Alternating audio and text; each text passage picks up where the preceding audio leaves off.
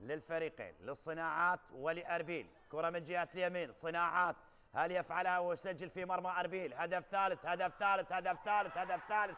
الصناعات يسجل هدف ثالث، وأول لمسة أو ثاني لمسة لذو الفقار عايد يسجل هدف ثالث للصناعات الكهربائية. ذو الفقار عايد يسجل هدف ثالث للصناعات الكهربائية.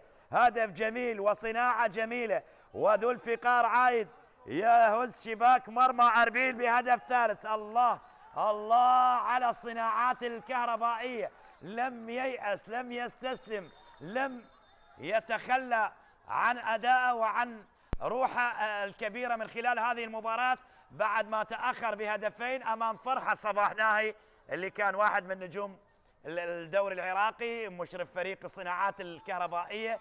وصباح ناهي طبعا هو اللي أوصل الفريق إلى دوري الممتاز العراقي عندما كان مدرب لهذا الفريق. وذو الفقار عايد يسجل هدف ثالث. الصناعات الله على اللمسة، الله على اللقطة، الله على